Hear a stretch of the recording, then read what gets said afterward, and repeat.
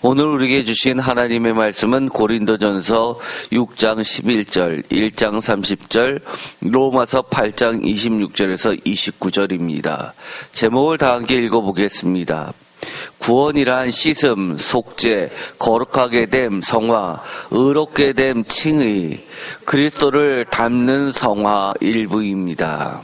갑자기 에스겔서를 쭉 하다가 특별히 성전에 나와서 성전에 관련된 말씀을 나누다가 갑작스럽게 이 신약으로 바뀌게 되었습니다. 이유는 성전에서 가장 중요한 게 거룩인데 거룩을 이야기하다 보니까 해야 할 이야기가 너무 많습니다. 그래서 먼저 기초 개념으로 매우 중요한 이 성화에 대해서 먼저 말씀을 나누고 이것에 대한 이해 바탕 위에서 성전을 마저 하는 게 좋을 듯 했습니다. 사실 2021년 10월 20일 날 이 말씀을 초안을 작성해서 써놨었는데 구원, 속죄, 성화, 칭의 이런 개념들이 한 본문 안에 들어가 있는 본문을 사실은 성경 말씀 중에서 찾으라고 해도 쉽지 않습니다. 제목을 다 함께 다시 한번 읽어보죠. 중요한 개념들입니다. 좀 어려울 수도 있지만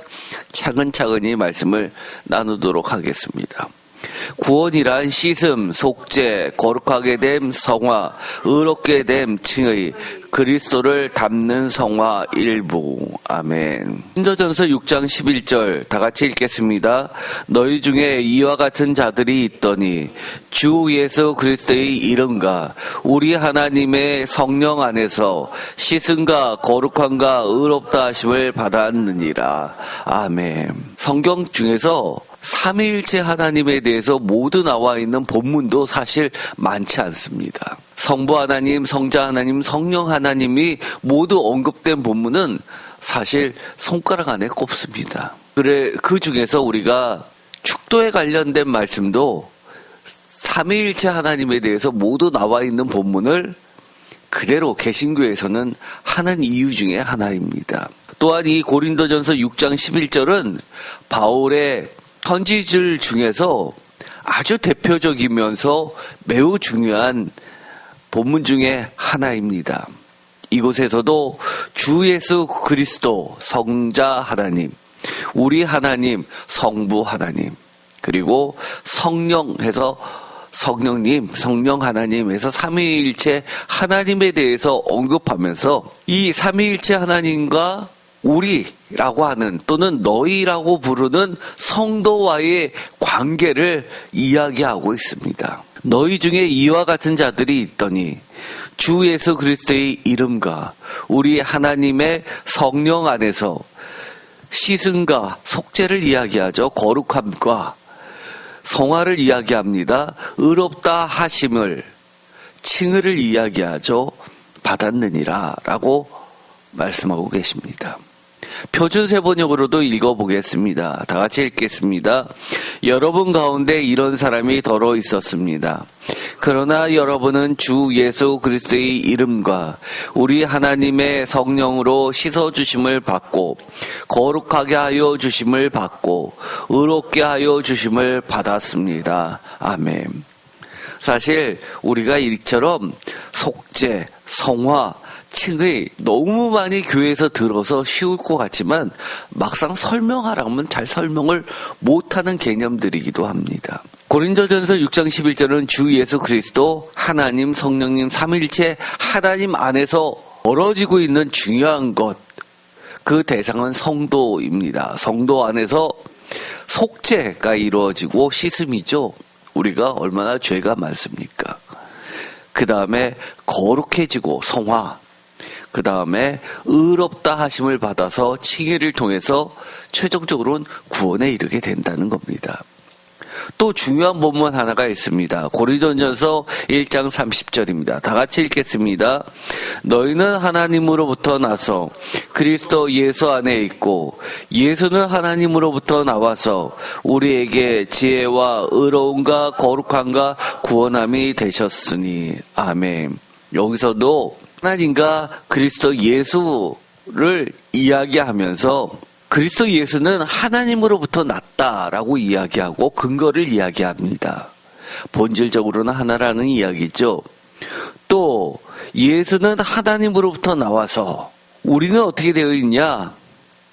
예수 안에 있고 예수 안에 있음으로써 우리에게 예수님께서 지혜와 의로움과 거룩함과 구원함이 되셨다라고 이야기합니다. 지혜는 어떤 지혜를 이야기하죠? 세상 지혜, 똑똑함을 이야기합니까? 아니죠. 하나님의 지혜를 이야기합니다. 사도 바울은 중요한 이야기를 합니다. 하나님의 지혜는 바로 십자가에 있다고 이야기를 합니다. 그리고 이 십자가를 통해서 의로움이 되었고 거룩함이 되었고 구원함에 이른다고 이야기합니다. 표준세번역으로도 다 같이 읽겠습니다. 그러나 여러분은 하나님께로부터 나서 그리스도 예수 안에 있습니다. 그는 우리에게 하나님으로부터 오는 지혜가 되시고 의롭게 하여 주신가 거룩하게 하여 주신가 구속하여 주심이 되셨습니다. 아멘. 여기서 구원함을 구속이라고 이야기합니다. 속박하는 게 아니라 이 구속은 고대 사회에서 노예들을 팔 때 노예 시장에서 값을 지불하고 그 노예를 삼으로써 주인이 바뀌는 것을 이야기합니다. 과거의 주인으로부터 해방되어서 새로운 주인에게 속하게 되는 것을 구속이라고 합니다. 성도 여러분은 뭐라고 이야기합니까? 하나님께로부터 나와서 그리스도 예수 안에 있습니다. 사도 바울은 이처럼 난다라는 표현을 매우 중요하게 이야기합니다. 흔히 이야기하는 것으로 거듭났다라는 말하고도 같이 볼 수 있고 새로운 존재로 태어났다라고 말할 수 있습니다. 그것을 새로운 신자, 태어날 생자에서 신생, 영어로 뉴본이라고 많이 들어보셨을 겁니다. 그러면서 그는 예수님은 그리스도 예수, 주 예수 그리스도는 우리에게 성도에게 지혜가 되시고 그것도 하나님으로부터 오는 지혜, 하나님의 지혜를 이야기하죠. 그래서 신약성서 중에서 특별히 누가복음하고 마태복음에서는 예수를 무엇으로 표현하나요? 특별히 Q라는 데서는 예수를 지혜자로서 이야기를 합니다. 가장 대표적인 구약의 본문이 잠언서 8장에 있었던 지혜와 예수님의 지혜를 일치시키고 있습니다. 그러나 차이점도 있었죠. 요한복음에 보면 잠언서에 있는 지혜는 창조의 명공이라고 이야기하지만 요한복음에서는 잠언서하고 다르게 창조자 그 자체라고 이야기를 합니다. 태초 때부터 하나님과 함께 계셨던 그런 분이시죠. 약간의 그렇지만 매우 큰 차이가 있긴 합니다. 어쨌든 간에 이 누가복음하고 마태복음에서는 예수님을 참 지혜자로 소개하면서 우리를 하나님께 이끌어 주시는 참된 교사, 예수님이 아니면 하나님을 알 수 없는 자로 이야기합니다. 어떻게 보면 요한복음에서도 예수님은 길과 진리와 생명이시다라고 하는 부분하고도 같다라고 할 수도 있습니다. 우리에게 길이 되셨습니다. 하나님으로부터 오신 예수님께서는 우리로 하여금 하나님께로 가게 하는 길이 되셨고 그것이 요한복음 1장에 야곱의 사닥다리를 대체하는 하늘과 땅을 이어주는 사닥다리 예수 그리스도를 통해서 천사들이 오르락내리락 하는 것을 보게 되는 분으로 이야기를 하고 있습니다. 그러면서 여기서도 마찬가지로 의로움과 칭의죠, 거룩함과 성화죠, 구원함이 되셨으니 최종 구원이 나오게 됩니다.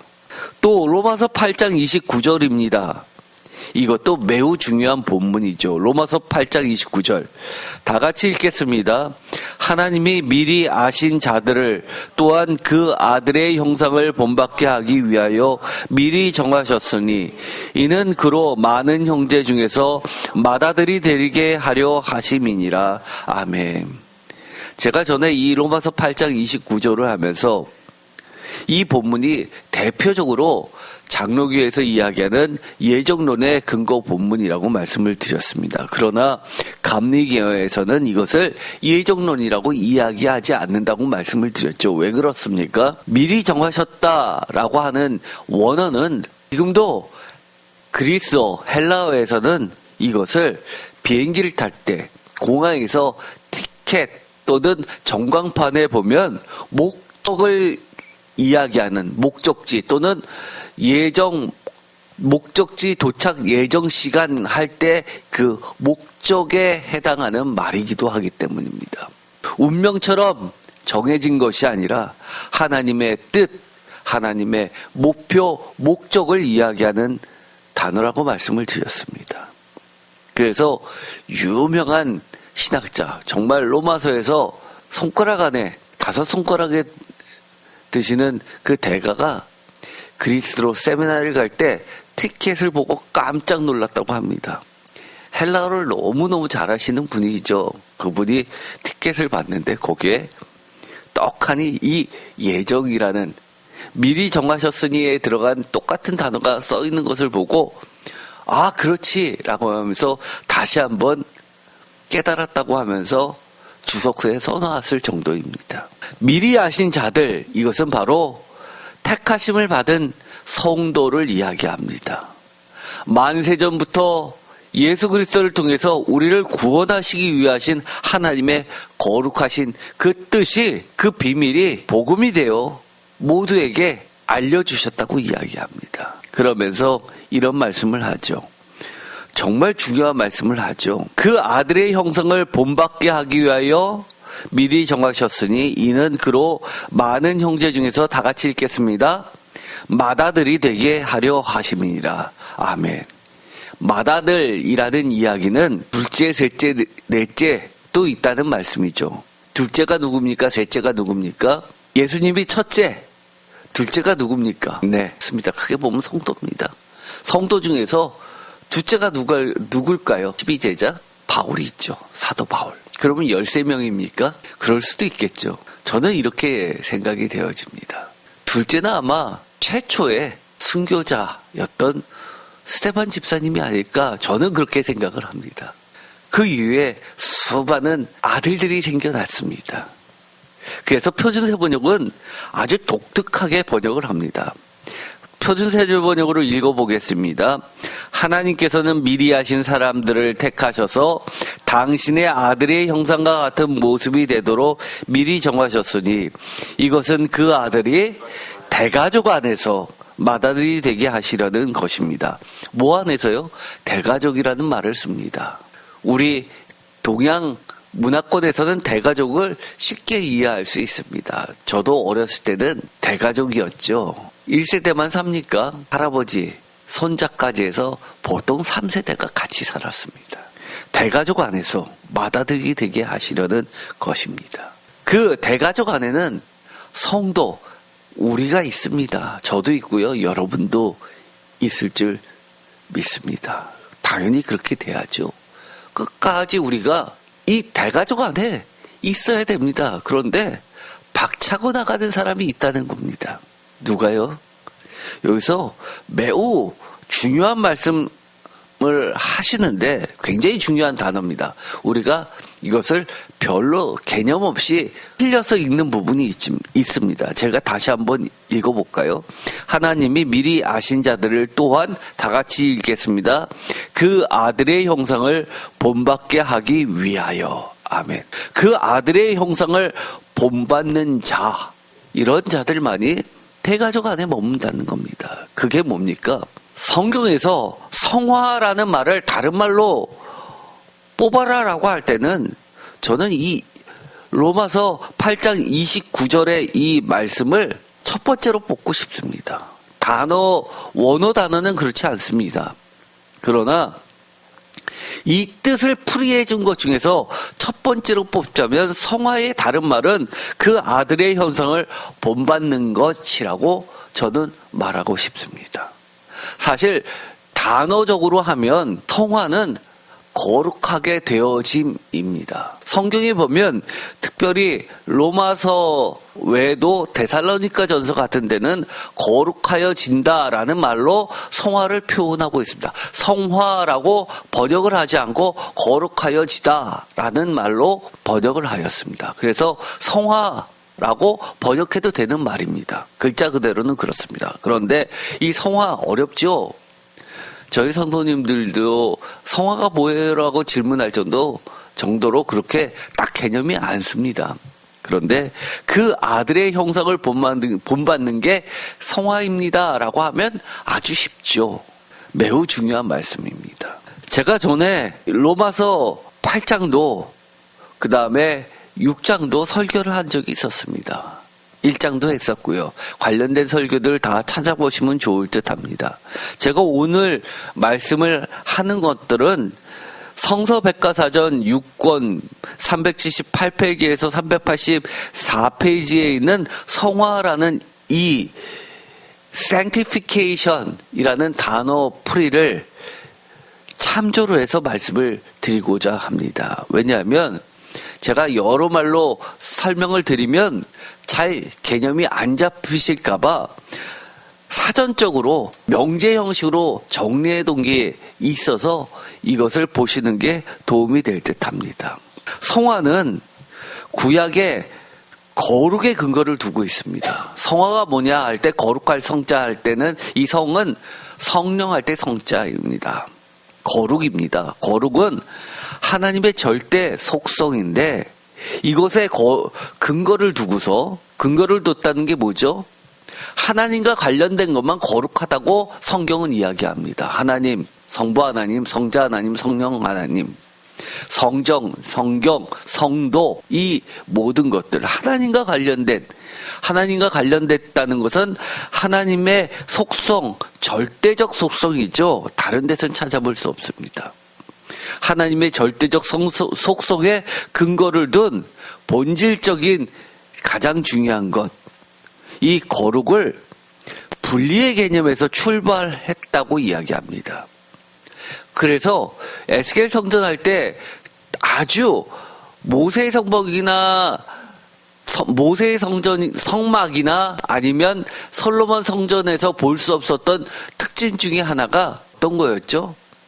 매우 두꺼운 3m나 되는 6척이나 되는 두꺼운 벽들이었습니다. 그만큼 분리를 강조하죠. 그래서 하나님과 주 예수 그리스도와 성령 삼위일체 하나님, 이것은 특별히 본질을 이야기합니다. 이 삼위일체 하나님의 은혜로 말미암아서 성도에게 분리해서 출발해서 분리도 뭡니까? 다르다는 겁니다. 다름입니다.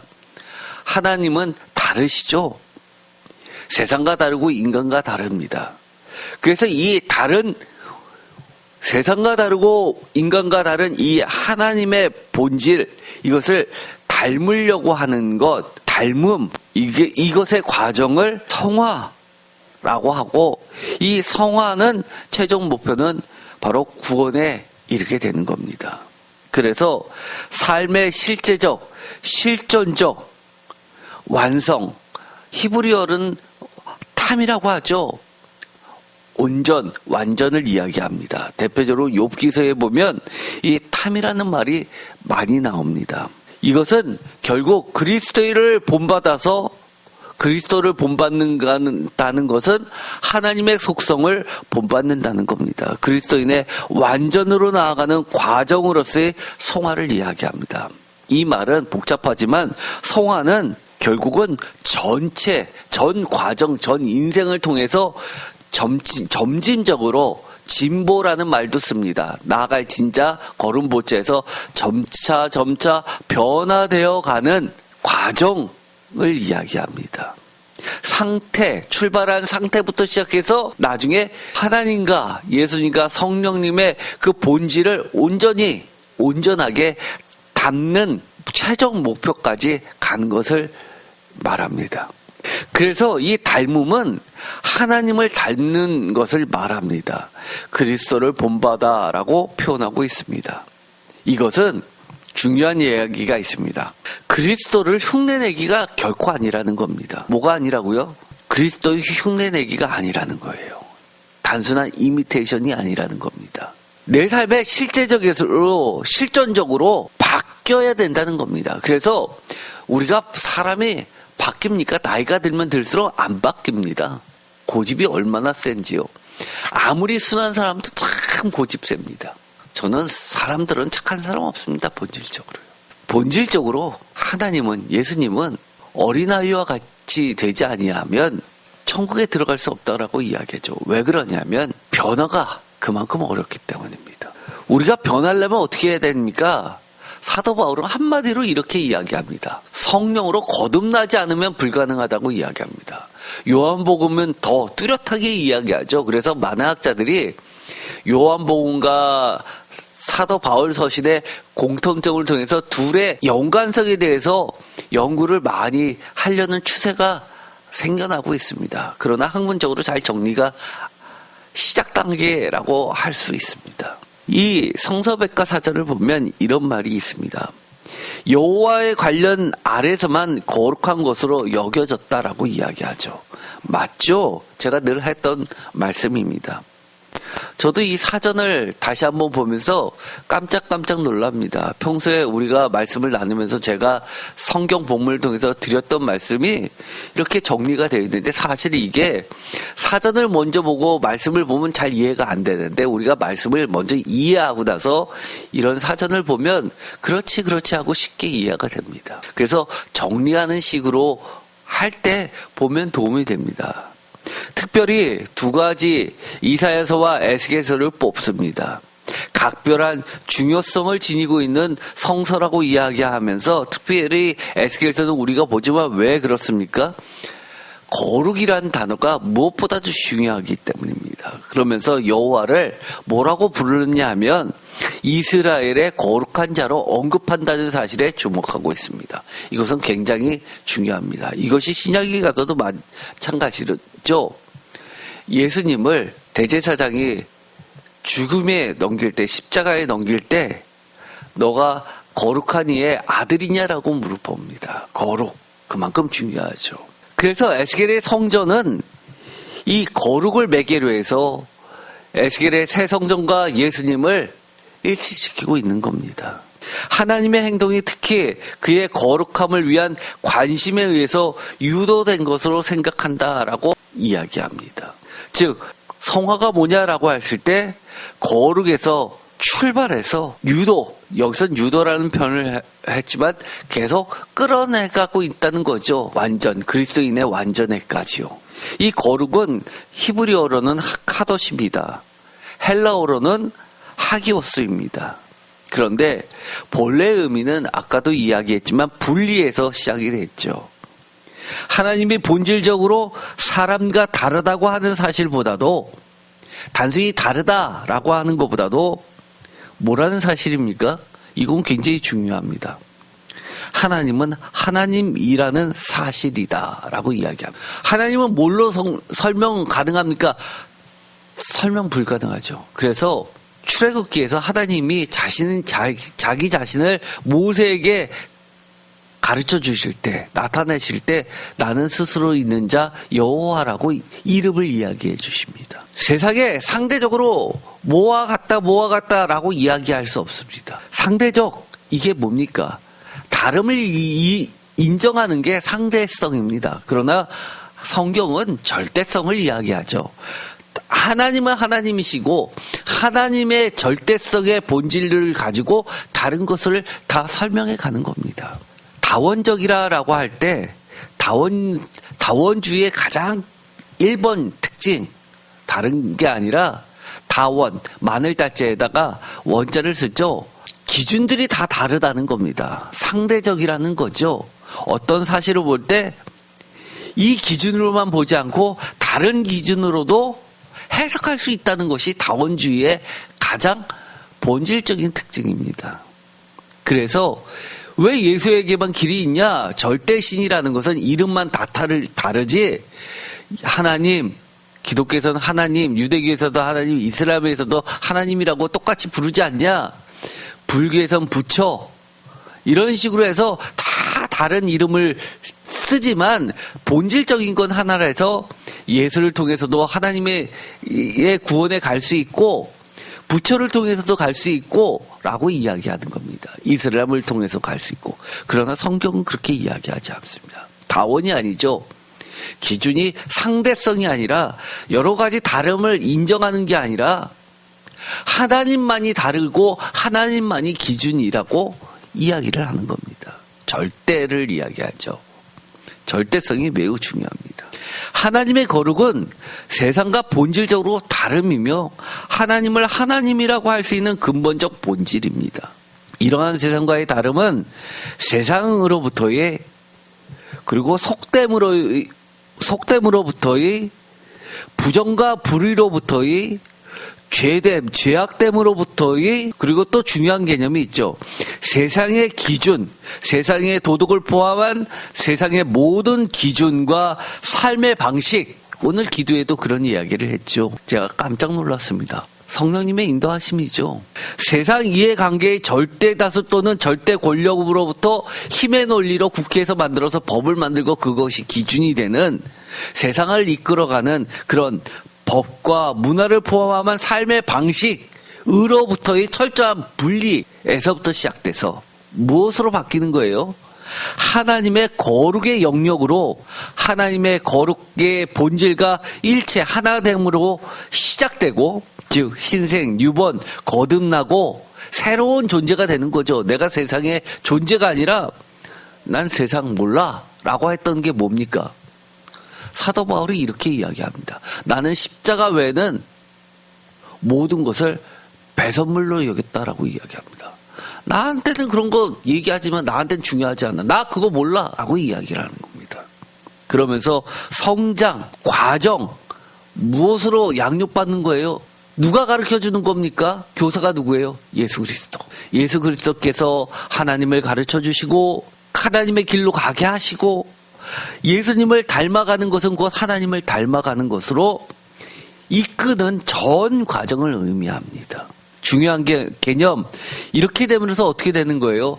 세상에 속해 있다가 속함이 바뀌는 겁니다. 하나님의 거룩함으로 바뀌는 겁니다. 하나님으로 속해지는 겁니다. 세상에서 하나님의 영역으로, 또 죄악에서 구원으로, 부정과 불의에서 칭의로, 삶의 방식도 완전히 달라지는 겁니다. 새롭게 태어나지 않으면 불가능하죠. 백과사전에서는 이렇게 이야기하죠. 닮은 것, 닮음이라는 이것은 진행적이라고 이야기합니다. 과정을 이야기하죠. 과정은 내가 노력한다고 되는 겁니까? 아니요. 하나님의 은혜로 주어지는 상태로 봐야 된다는 겁니다. 다른 말로 이야기하면 사도 바울의 표현으로 이야기하면 뭐죠? 이것은 선물이라는 겁니다. 은혜라는 겁니다. 은사라는 말로 표현했습니다. 선물이라는 거죠. 그러면서 인간이 마땅히 지향해야 할 목표로 간주될 수 있다는 겁니다. 아까 예정, 목표라는 거죠. 그래서 구약보다는 신약에 더 교리로 굳어졌다고 이야기합니다. 구약의 거룩함이라는 근본적인 개념이 신약이 와서는 뭐로 발전하게 되냐 하면 성화라는 것으로 발전하게 됩니다. 닮음의 최종 상태가 뭡니까? 완전 퍼펙션입니다. 웨슬리, 감리교의 창시자죠. 웨슬리 목사님은 그리스도인, 즉 성도, 그리스도인의 완전 퍼펙션이란 말로 표현했습니다. 이것을 성경 본문에서 찾으라고 한다면 요한복음에서처럼 하나님과 예수님과 성령님이 하나됨처럼 성도 우리도 예수님 안에서 하나가 되고, 다른 말로 이야기하면 로마서나 사도 바울의 이야기로 하면 우리가 예수님 안에, 예수님이 우리 안에 아내라는 말로 이야기합니다. 또는 요한복음에서는 하나로 표현합니다. 하나가 되게 해달라라는 하나로 이야기합니다. 하빌이죠. 2016년 3월 23일 날 요한복음 17장을 제가 설교한 게 있습니다. 이것을 꼭 다시 한번 보시기 바랍니다. 아버지와 아들과 성령님과 우리와의 하나가 되는 참된 사귐. 참된 사귐이 뭐죠? 성도와의 참된 사귐, 이게 성령의 역사하심이죠. 성령의 교제입니다. 그러면서 그때 이런 말씀을 나눴죠. 이것은 다 원고가 되어 있습니다. 그 중에서 제가 캡처를 하나 했습니다. 아버지께서 나를 세상에 보내신 것 같이, 요한복음 17장 18절에 있는 말씀입니다. 나도 그를 세상에 보내었고 아버지께서 나를 세상에 보내신 것 같이라는 말이 매우 중요합니다. 우리가 악에 빠지지 않고 보존되는 이유는 주님께서 우리를 보내셨기 때문이라는 겁니다. 그렇기 때문에 우리 자신이 많은 눈으로 보았을 때 부족한 점이 있고, 그리고 세상에서 봤을 때 거룩하지도 않는 것처럼 보일지는 모르지만, 그렇죠? 우리가 그래 보입니다. 우리 하나님은 예수님을 보내실 때 거룩하게 하셨고 그 사명 때문에 거룩하게 하신 것처럼 우리는 누가 뭐라 하더라도 우리는 거룩하다는 겁니다. 그래서 우리를 성도라고 불러주시는 은혜를 입는 겁니다. 그래서 성도가 초신자일 때는 흠이 많습니다. 그런데도 선물로 성도라고 불러주십니다. 미리 택하심을 받으셨죠. 그 다음부터는 자라나야 되는 겁니다. 어디까지요? 그리스도의 완전처럼. 그리스도인도 그리스도를 본받아서 하나님의 완전에 나아가야 되죠. 우리가 이야기하는 거룩이나 우리가 이야기하는 도덕과는 질적으로 다른 하나님의 거룩으로 우리는 이미 거룩하게 되었다는 것을 이야기합니다. 여기서 또 이런 이야기를 합니다. 도덕과는 질적으로 다르다고 이야기했습니다. 많은 사람들이 거룩을 마치 유교나 세상에서 이야기하는 도덕으로 생각하는 경우가 많이 있습니다. 세상의 도덕과 하나님의 거룩은 다른 겁니다. 21절, 아버지께서 내 아내라는 표현을 쓰죠. 내가 아버지 안에 있다는 예수 그리스도의 명제처럼 우리가 아버지 안에, 우리가 하나님 안에 있을 수 있게 되는 것이고, 왜요? 성령님 때문에 가능한 겁니다. 그 진리는 수단도 될 수 있지만 진리의 영역이라는 겁니다. 상태라는 거죠. 다스림의 영역 안으로 우리의 소속이 바뀌는 겁니다. 바로 하나님은 진리이시고 예수님은 진리이시기 때문에 우리가 그 진리의 영역 안에 있기 때문에 우리가 진리가 진리로 거룩하게, 우리가 진리의 수단으로 우리가 다시금 거룩하게 된다는 것입니다. 그렇기 때문에 진리는 영역이기도 하고 수단이기도 합니다. 우리가 진리로 거룩하게 될 때 주님께서 이야기하셨던 것처럼 주님과 하나님이 하나인 것처럼 우리가 하나가 되어서 23절에 최종적으로 그들도 뭐를 이룬다고요? 온전함. 그러니까 욕계의 탐. 완전 퍼펙션을 이야기하죠. 온전함을 이루어 하나가 되게 하려 한다는 겁니다. 온전한 분은 누구뿐이 없어요? 하나님뿐이 없습니다. 예수님뿐이 없습니다. 성령님뿐이 없습니다. 우리가 그것을 닮아가서 우리도 온전하게 되는 거죠. 우리가 노력한다고 됩니까? 안 돼요. 성령님께 우리가 우리 자신을 내어드리면서 순종할 때 가능한 겁니다. 어떤 분들은 이렇게 이야기하죠. 그거 결국 내가 하는 거 아니야? 내가라는 거하고 하나님이, 예수님이, 성령님이라고 하면서 주어가 바뀌는 거하고는 다른 겁니다. 우리의 거룩함, 이것은 영원한 삶이기도 합니다. 그리고 영생이기도 합니다. 이것을 글자로 이렇게 쭉 읽으면 어렵습니다. 그렇기 때문에 말씀을 꼭 들으셔야 됩니다. 그러면서 요한복음에 나와는 이 성화를 이렇게 사전에선 정리를 해놨습니다.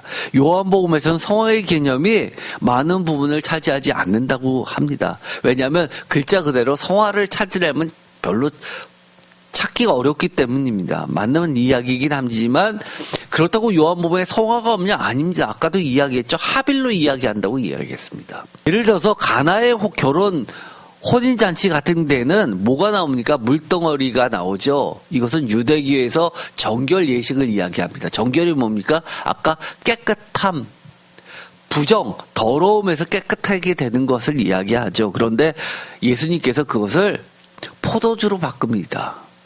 본질적인 변화, 예수님을 통해서 새 창조를 이야기한다고 말씀을 드렸습니다. 2장 11절에 가면 하나님의 영광을 드러내는 사건이라고 이야기합니다.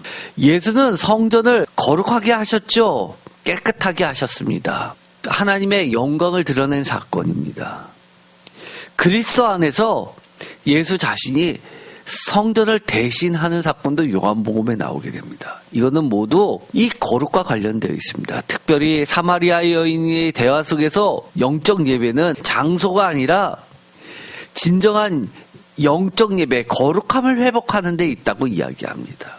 또한 예수님께서 안식일에 이 병든 자들을 고쳐주면서 안식일 논쟁을 일으키는 그 모든 것도 예수님의 일은 곧 하나님의 일의 일부분, 즉 하나님의 거룩의 본질을 드러낸 사건으로 이야기하면서 심지어 성서를 예수님께서 여러 가지 해석, 교사로서 여러 가지 주석을 달아주시는데 그것을 가지고도 바리새인들이 책망하지 못하게 하십니다.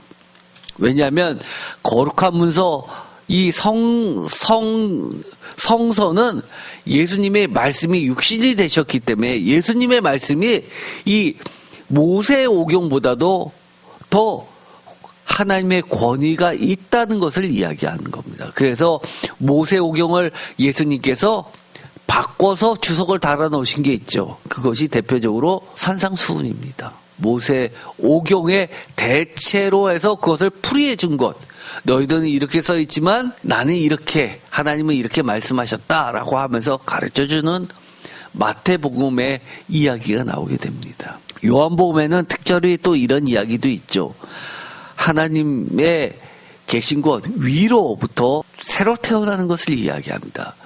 그러면서 예수님은 사람의 아들로서 위로부터 곧 거룩함의 근원에서부터 오셨고 3장 12절에서 13절, 6장 33절에서 51절, 8장 23절에 근거를 두고 하나님의 거룩한 자이다 6장 69절에 이야기합니다. 예수님의 사역은 하나님 자신의 행동의 계속이며 연장선에 있으면서 하나님 영광의 계시자로서 사람 중에서 하나님을 대표한다고 이야기합니다. 요한복음 13장 31절, 14장 7절에서 11절. 요한복음에서 이 성화라는 용어는 다른 말로 거룩이라는 말로 표현할 수 있습니다. 관련된 중요한 본문 세 가지가 있습니다. 로마서 6장 22절과 데살로니가전서 4장 3절과 데살로니가전서 4장 7절입니다. 로마서 6장 22절부터 다 같이 읽겠습니다. 그러나 이제는 너희가 죄로부터 해방되고 하나님께 종이 되어 거룩함에 이르는 열매를 맺었으니 그 마지막은 영생이라. 아멘.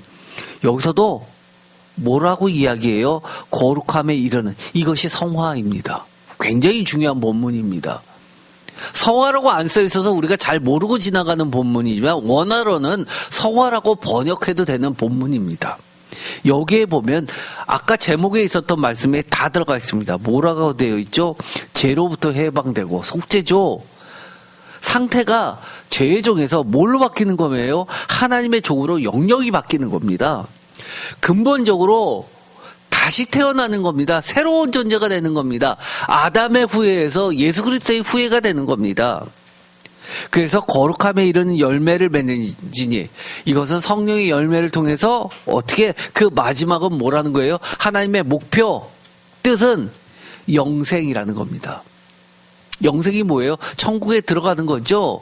그러나 공간복음에서는 이렇게 이야기합니다. 보통 영생과 이 천국은 같은 개념이라고 이야기를 하는데, 저처럼 요한복음을 전공하신 분들은 그렇게 이야기하지 않죠.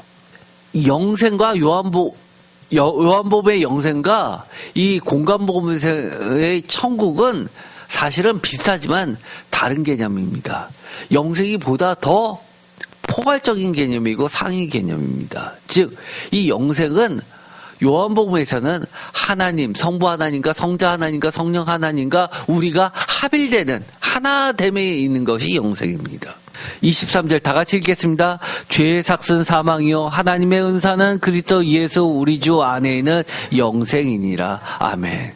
다시 영생을 설명하죠. 중요한 개념을 합니다. 영생, 그 마지막은 영생이니라. 이것은 거룩함에 이르는 이 성화를 22절에 뭘로 설명했습니까? 죄로부터 해방되고 성화의 출발, 하나님께 종이 돼서 거룩함에 이르는 열매를 맺으니 과정, 그 마지막은 영생, 구원이라고 이야기하면서 처음 과정에서 다시 한번 23절에 죄의 삭은 사망이용, 죄에 있었더라면 죽음인데 성화의 단계를 그래서 다시 태어나서 뉴본 돼서 신생이 돼서 하나님의 은사로, 은사가 뭐예요? 표준세 번역으로 읽어볼까요? 23절을 표준세 번역으로 읽겠습니다. 죄의 삭은 죽음이요 하나님의 선물은 우리 주 예수 그리스도 안에서 누리는 영원한 생명입니다. 아멘. 은사가 뭐라고 얘기했습니까? 선물이라는 겁니다. 성화는 내가 이룰 수 있다고 이루어져요? 다 넘어지게 돼 있습니다. 그런데 하나님의 은혜로, 하나님의 선물로, 하나님의 은사로, 성령님의 역사하심으로, 성령님의 인도하심으로 우리가 순종해서 그 열매를 온전히 맺게 해 주시는 겁니다. 이해되세요? 거룩함이, 성화가. 그래서 우리가 생각하는 그 거룩이 그런 거룩이 아니에요. 하나님의 거룩입니다.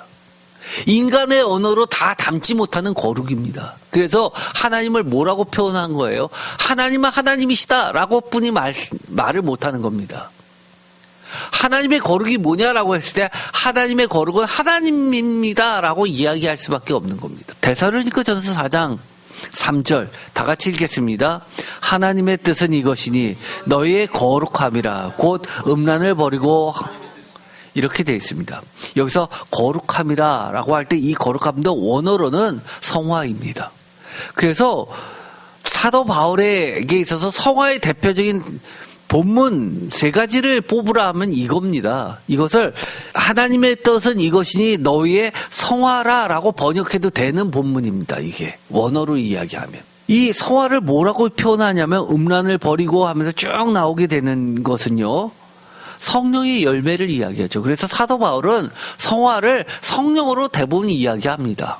데살로니가전서 4장 7절 다 같이 읽겠습니다. 하나님이 우리를 부르심은 부정하게 하심이 아니요 거룩하게 하심이니. 아멘. 이 본문도 굉장히 중요하죠. 여기서 거룩하게 하심이니 이것도 원어로는 성화입니다. 우리를 왜 부르셨어요? 부정에서 의로움으로 바뀌게 하기 위하여 부르셨다는 거죠. 우리가 뭐예요? 그래서 거룩할 성전을 붙여주신 겁니다. 하나님의 백성인데 거룩한 백성이라는 거예요. 우리가 지금 정말 거룩합니까? 여러분이 보시기에 제가 거룩합니까? 저 거룩하지 않아요. 한참 멀죠. 그런데 왜 우리를 거룩하다가 불러주신 겁니까? 여러분이 거룩합니까? 제가 보기에 여러분 한참 멉니다. 하나님의 거룩하고 비교해 봤을 때요. 그런데도 여러분 성도입니다. 왜요? 이거 굉장히 중요한 겁니다. 지금까지 설교를 들었으면 이 질문에 답변하실 수 있어야 됩니다. 여러분을 하나님께서 왜 성도라고 불러주십니까? 사도 바울이 왜 그렇게 자신이 부족한 점이 많은데 심지어 성도 중에서 이런 자들이 있다라고 하면서 음행을 했다, 뭐 우상을 숭배했었던 그 재물을 먹는다, 이런 얘기까지 합니다. 그러면서도 그들을 뭐라고 불러요? 성도라고 불러주는 이유가 있는 겁니다. 우리도 이렇게 이야기할 수 있잖아요. 그 사람들이 무슨 거룩해요? 하나님의 거룩하고 완전 다르잖아요.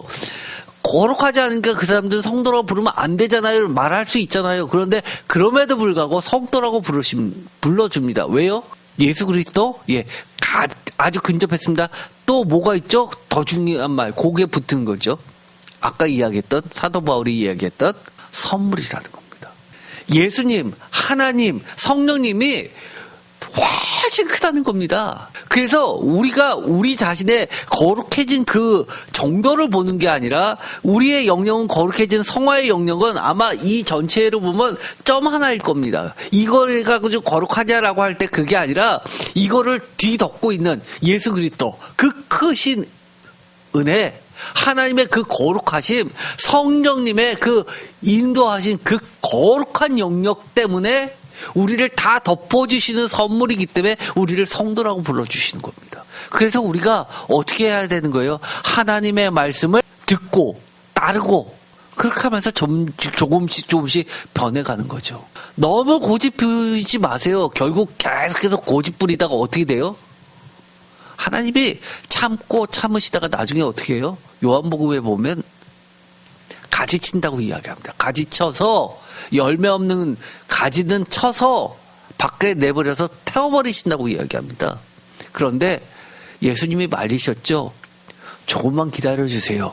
제가 조금 더 거름도 주고 키워보겠습니다라고 하면서 말리십니다. 잠깐 유예된 겁니다. 빨리 우리가 성화의 단계로 나가야 되는 겁니다. 그리스도인의 완전, 그리스도의 형상을 본받기 위해 우리가 성령님께서 말할 수 없는 탄식으로 계속 기도하시는 그 소리를 듣고 영적으로 깨어 있어서 네, 맞아요. 그렇게 할게요. 그것이 바로 성화입니다.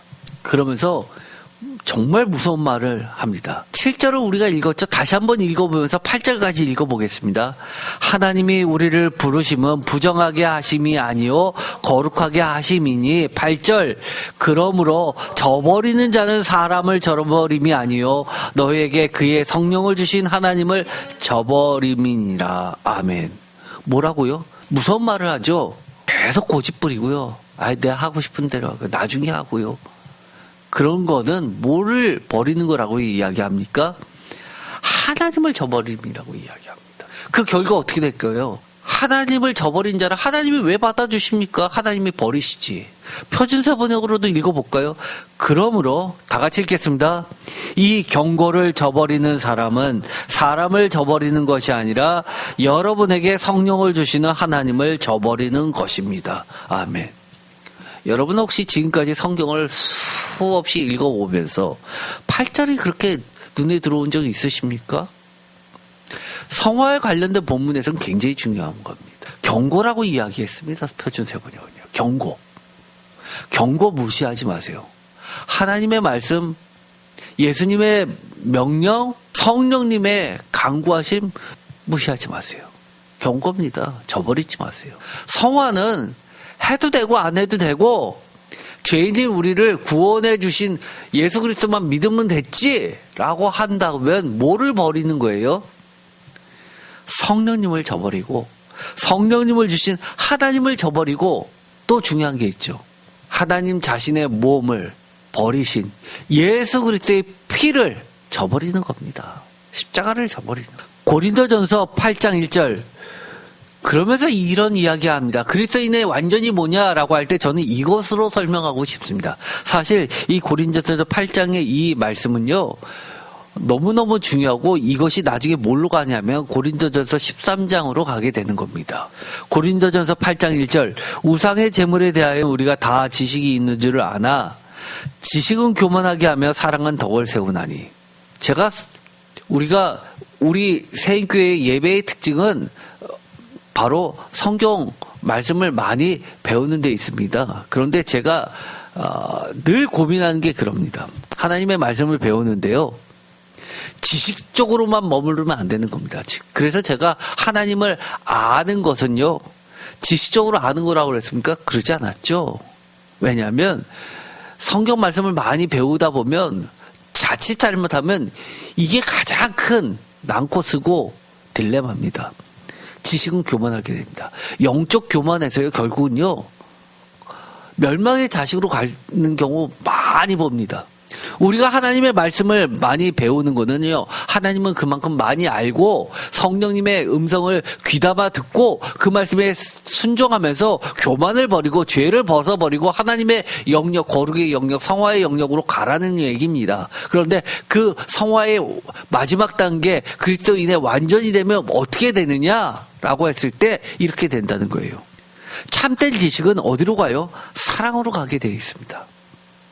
지식은 교만하게 하며 사랑은 덕을 세우나니 만일 누구든지 무엇을 아는 줄로 생각하면 아직도 마땅히 알 것을 알지 못하는 것이요. 3절 다 같이 읽겠습니다. 또 누구든지 하나님을 사랑하면 그 사람은 하나님도 알아주시느니라. 하나님이 알아주시는 것 뭐요? 하나님을 사랑하면. 하나님을 우리가 성경 말씀을 많이 배우는 이유는 뭐예요? 하나님을 사랑하라고. 머리로 알라고 하는 것이 아니라 우리의 몸으로 삶으로 하나님을 사랑하는 법을 배우라고, 변화되라고, 성화되라고 이야기하는 겁니다. 4절. 그러므로 우상의 제물을 먹는 일에 대해서는 우리가 우상은 세상에서 아무것도 아니며 또한 다 같이 읽겠습니다. 하나님은 한 분밖에 없는 줄 아노라. 하나님을 사랑한다는 것은 하나님을 아는 겁니다. 그래서 쉐마 이스라엘아 들으라. 구약의 가장 핵심 하나를 꼽으라면 쉐마 이스라엘이잖아요. 토라에서. 거기서 뭐라고 이야기해요? 하나님을 사랑하라고 합니다. 뜻과 힘을 다해서. 사랑이라고 이야기합니다. 몸으로 하는 겁니다. 하나님을 아는 것은요. 알다는 히브리 원어 야다는 부부관계처럼 그렇게 친밀함을 이야기합니다. 요한복음에서 합의를 이야기하는 거죠. 말 안 해도 저 사람이 싫어하는 거 좋아하는 거 다 압니다. 하나님을 하면은요, 하나님이 좋아하시는 것을 하게 되는 거고요. 하나님이 좋아하시는 게 뭐예요? 그리스도의 형상을 닮아가서 대가족 안에서 예수님의 맏아들처럼 우리도 막내 아들 되는 겁니다. 저는 그 대가족 중에서 뭐가 될까요? 사도 바울의 표현대로 하면 겨우 구원받은, 마지막으로 겨우 턱걸이로 구원받은 막내 아들 되는 겁니다.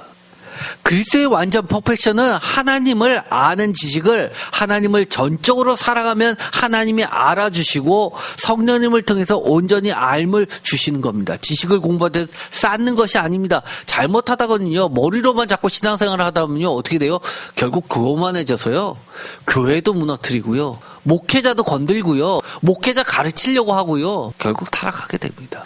지식을 공부하듯이 쌓는 것이 아니라 살아감으로써 삶의 과정 속에서 주님의 말씀과 명령과 삶의 형태대로 실천하면서 나를 버리고 세상을 버리고 세상의 속담에서 벗어나서 죄의 종에서 완전히 벗어나서 예수님과의 교제를 통해서, 즉 성령님의 인도하심을 따라서 전인격적으로 알게 되는 게 성화입니다. 고린도전서 13장 그리스도인의 완전으로 나가죠. 8절. 사랑은 언제까지나 떨어지지 아니하되 예언도 패하고 방언도 그치고 지식도 패하니라. 우리는 부분적으로 알고 부분적으로 예언하니 온전한 것이 올 때는 부분적으로 하던 것이 패하리라. 10절에 뭐를 이야기해요? 온전한 그리스도의 완전을 이야기합니다. 11절. 내가 어렸을 때는 말하는 것이 어린아이와 같고 깨달은 것이 어린아이와 같고 생각하는 것이 어린아이와 같다가 뭐라고요? 장성한 사람이 되어서는 어린아이의 일을 버렸더라. 장성한 사람 퍼펙션이에요. 그리스도의 형상을 온전히 본받은 자입니다. 12절 다 같이 읽겠습니다. 우리가 지금은 거울로 보는 것 같이 희미하나 그때는 얼굴과 얼굴을 대하여 볼 것이요 지금 내가 부분적으로 하나 그때는 주께서 나를 아신 것 같이 내가 온전히 알리라. 온전함, 그리스도의 온전함, 완전함. 주께서 나를 아신 것 같이 내가 주님을 온전히 아는 것. 완전히 합일 아니면 불가능하죠. 13절 다 같이 읽겠습니다. 그런즉 믿음, 소망, 사랑 이 세 가지는 항상 있을 것인데 그 중에 제일은 사랑이라. 아멘.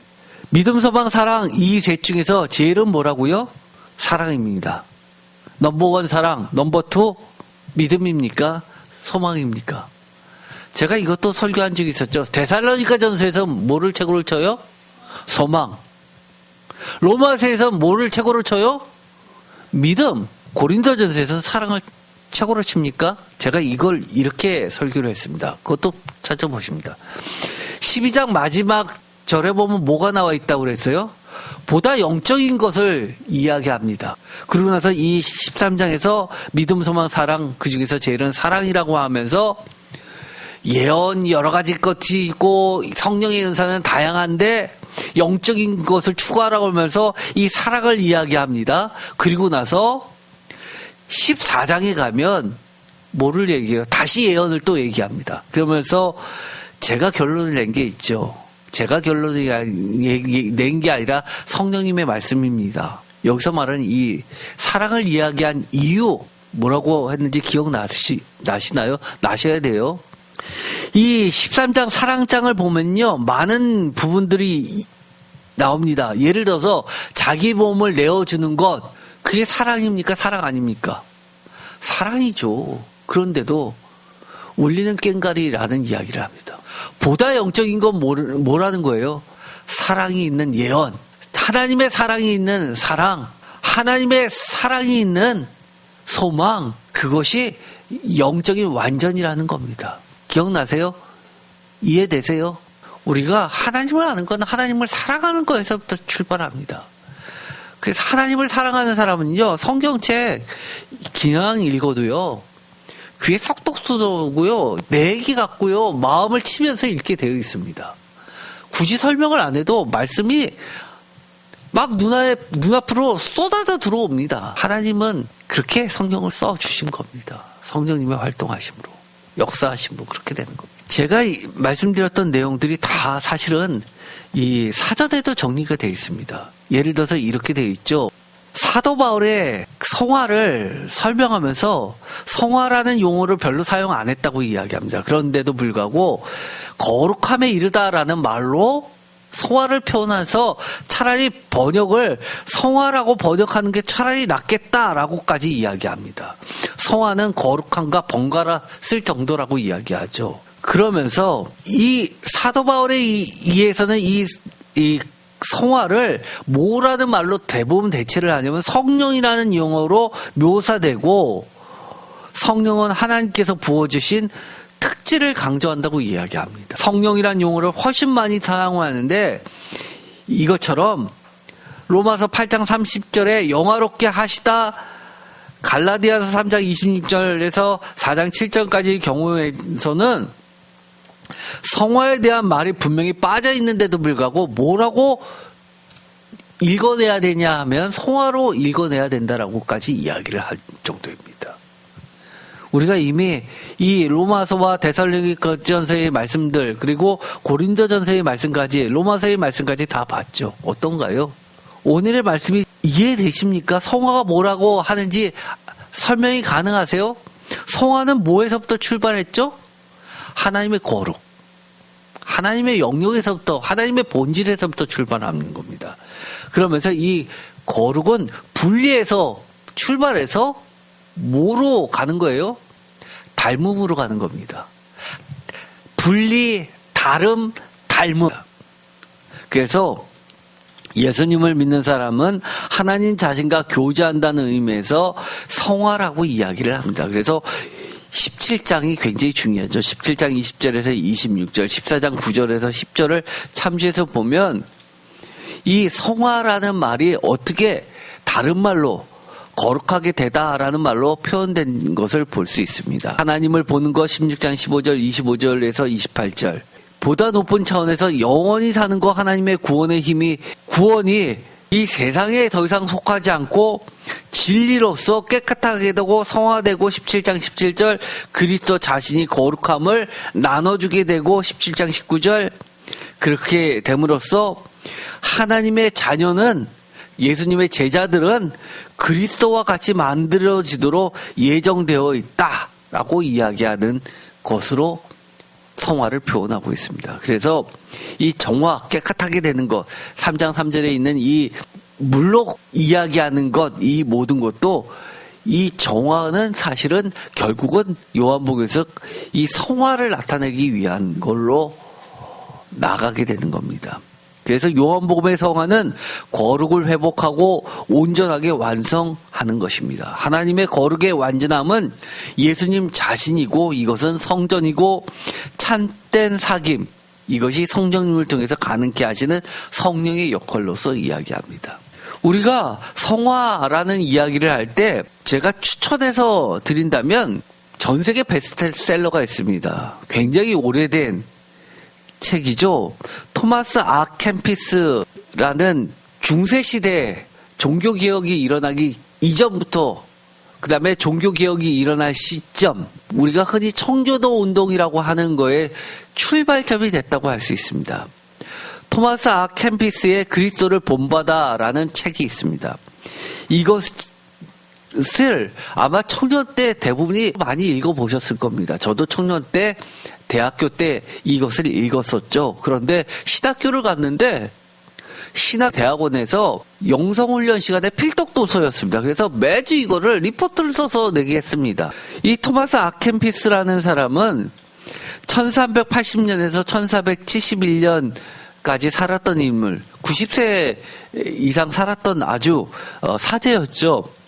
수도원 운동을 하면서 이 그리스도를 본받아라는 또는 준주 성법이라는 책을 냈습니다. 그리고 이분은 계속해서 양육 교육 사업에 매진을 했고 인쇄나 재본과 교육 사본을 필사를 하는 작업도 많이 했습니다. 그런데 수도원 중에서 아주 유명한 게 있죠. 프란치스코 수도 운동이 있습니다. 거기는 구걸도 많이 했죠. 왜냐하면 나가서 예수님께서 거지처럼 시닉처럼 그렇게 생활하셨던 것처럼 그렇게 나가서 음식도 구걸했는데 그렇게 하지 못하게 하고 자기가 스스로 일해서 자기 먹을 것을 해결하게 했습니다. 그런데 이 그리스도를 본받아의 영향을 가장 많이 미친 대표적 인물이 누구냐 하면 존 웨슬리입니다. 감리교입니다. 그래서 이 웨슬리가 계속해서 강조하는 게 성화입니다. 여러분들께서도 이 그리스도를 본받아라는 이 책을 좀 사서 읽으시면 도움이 될 듯합니다. 여러 목차를 제가 그대로 갖고 왔는데요. 목차를 보면 파트 1에는 영적인 삶을 위한 거룩한 조언, 파트 2에는 내적인 삶을 위한 거룩한 권면, 3쪽에는 주님이 주시는 거룩한 내적 위로 첫 번째, 파트 4에는 주님이 주시는 거룩한 내적 위로 두 번째, 파트 5번째는 예수님의 거룩한 성천의 축복 해가지고 아무래도 이 구교, 이 천주교나 웨슬리도 이 성찬을 중요시했으니까 성찬에 관련 부분이 많은 부분을 차지합니다. 그런데 파트 1에서 4까지 보면 계속해서 적용에 관련된 그리스도를 본받는 내용들에 대해서 굉장히 많이 나와 있습니다. 예를 들어서 순종을 통해 참된 자유를 누려라. 너무 많이 말하지 마라. 역경의 유익을 발견하라. 시험을 인내하라. 이런 식으로 성급하게 판단하지 마라. 이러면서 그리스도의 성품을 닮아가는 성화에 관련된 이야기들을 영적 훈련에 관련된 이야기들을 많이 하고 있어서 좀 저도 추천을 드리고 싶습니다. 어쨌든 간에 성화가 뭐냐라고 했을 때 하나님의 속성인 사랑과 거룩한 삶인 성화의 삶을 가능케 하시는 분, 하나님과 예수 그리스도와 성령님의 삼위일체 하나님이라는 게 중요합니다. 그래서 어떤 분들은 그렇게 생각하시는 분이 계십니다. 내가 하나님 믿고 예수님 믿어. 그래서 성화는 내가 하는 거야. 뭐가 빠진 거죠? 성령 하나님이 빠진 겁니다. 성화는 성령님을 빼놓고는 생각할 수 없습니다. 가장 대표적인 게 누굽니까? 사도 바울은요, 성화라는 말 대신에 무엇으로 거의 성화를 대체하냐면 성령님으로 대체합니다. 그래서 성령의 열매, 이거는 성화의 과정을 이야기한 거라고 말해도 과언이 아닙니다. 성령님을 빼놓고는 이 성화는 있을 수 없습니다. 우리가 기독교 절기를 이야기할 때 종교력을 이야기하죠. 종교력. 52조가 다 종교력으로 구성되어 있습니다. 예를 들어서 12월 1일 첫 주가 되면 강림절로 시작하죠. 종교력에서 1월 1일이 종교력으로는 강림절부터 1월 1일이 되는 겁니다. 12월부터 시작하는 거죠. 그리고 여러 가지 절기가 있습니다. 부활주일도 있고 고난주간도 있고 성령 감림절도 있고요. 많은 부분이 있습니다. 그런데 그런 것들은 우리가 대표적으로 아는 것, 성탄절이라든지 이런 추수감사절 이런 것들은요, 절기력의 3분의 1뿐이 차지하지 않습니다. 그러면 3분의 2가 뭘까요? 성령 강림과 관련된 성령 강림 제1주, 2주, 3주 해가지고 이 교회 절기력의 3분의 2가 성령과 관련된 절기입니다. 그러나 성경 곳곳을 보면 특히 바울 서신을 보면 이 성화라는 말 대신에 거의 무엇으로 표현하면 성령으로서 표현합니다. 아까 거룩하게 되어짐, 이게 우리 성경에서는 거룩하게 되어짐이라고 표현되어 있지만 원어로 이야기하면 성화입니다. 그리고 그 성화가 뭐냐라고 했을 때 아까 제가 말씀드렸던 것처럼 예수 그리스도를 닮아가는 겁니다. 형상을 닮아가는 거죠. 요한 웨슬리 목사님은 이 토마스 아 캠피스 그리스도의 완전 이 책에 크게 감명을 받아서 거의 청교도처럼 그렇게 성화를 강조하셨는데요. 그리스도인의 완전 퍼펙션이 뭐냐라고 했을 때 성령님을 통해서 성도의 순종과 하나님의 은혜 때문에 가능하다고 이야기합니다. 즉 선물이신 예수 그리스도 때문에 가능하다는 거죠. 로마서 8장 이것은 매우 중요합니다. 한번 다 같이 읽어볼까요? 이와 같이 성령도 우리의 연약함을 도우시다니 우리는 마땅히 기도할 바를 알지 못하나 오직 성령이 말할 수 없는 단식으로 우리를 위하여 친히 간구하시느니라. 아멘. 우리가 어떻다고요? 우리가 연약해서 사실 그리스도인의 완전에 못 이룹니다. 그런데 누가 도와주신다는 거예요? 성령님께서 도와주신다는 겁니다. 27절 다 같이 읽겠습니다. 마음을 살피시는 이가 성령의 생각을 아시나니 이는 성령이 하나님의 뜻대로 성도를 위하여 간구하심이니라. 우리가 알거니와 하나님을 사랑하는 자 곧 그의 뜻대로 부르심을 입은 자들에게는 모든 것이 합력하여 선을 이루느니라. 하나님을 사랑하는 자 곧 그의 뜻대로 부르심을 입은 자들이 누굽니까? 성도 우리들입니다. 29절 다 같이 읽겠습니다. 하나님이 미리 아신 자들을 또한 그의 아들의 형상을 본받게 하기 위하여 미리 정하셨으니 이는 그로 많은 형제 중에서 맏아들이 되게 하려 하심이니라. 아멘. 이게 너무너무 중요한 말씀입니다. 하나님의 아들의 형상을 본받게 하기 위한 것, 이것이 하나님의 거룩하신 뜻이라는 겁니다. 우리는 성령님의 인도하심을 통해서 부족하지만 연약하지만 성화의 단계에 걸어가는 겁니다. 사도 바울의 성화, 이것은 성령의 활동하심의 출발이기도 하고 과정이기도 하고 최종 목표점이기도 한 전반을 이야기합니다.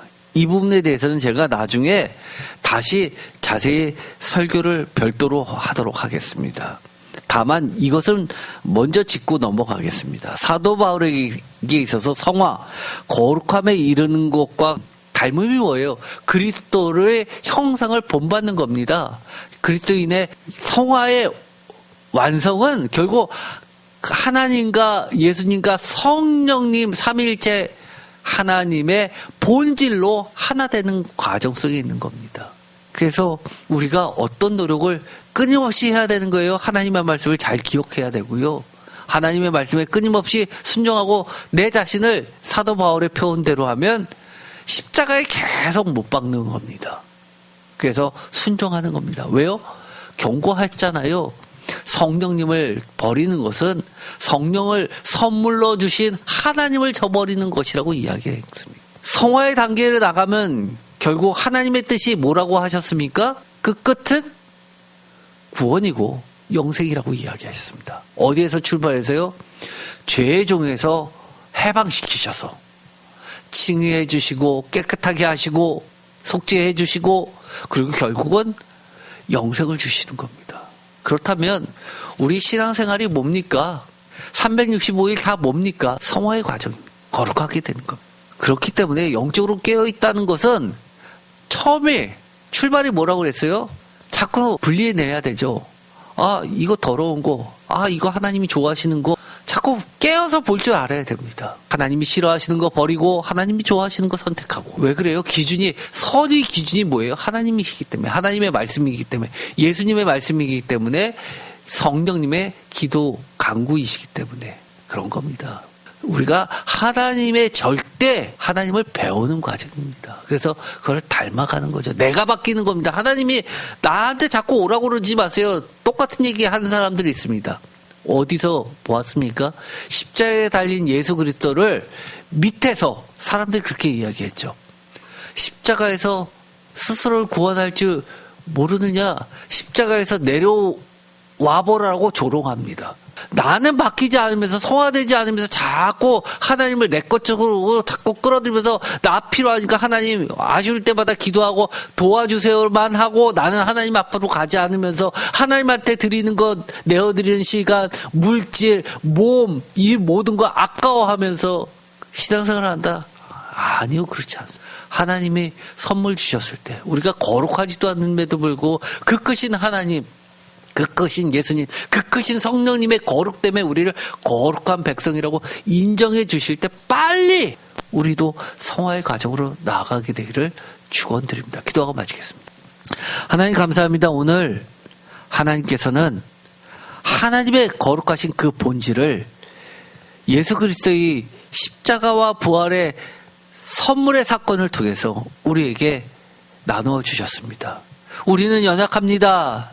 우리는 거룩해질 수 없을 정도로 그렇게 죄인임에도 불구하고 성령님께서 말할 수 없는 탄식으로 하나님께 직접 간구하고 기도하심으로써 우리를 거룩으로 이끌고 계십니다. 우리가 우리 자신을 늘 죄성을 십자가에 못 박으면서 사도 바울처럼 세상의 지혜가 아니라 하나님의 지혜를 예수님께 배움으로써 세상을 배설물처럼 버릴 수 있게 하여 주옵소서. 하나님의 지혜만을 쫓아가면서 성화의 단계로 거룩해지게 하옵소서.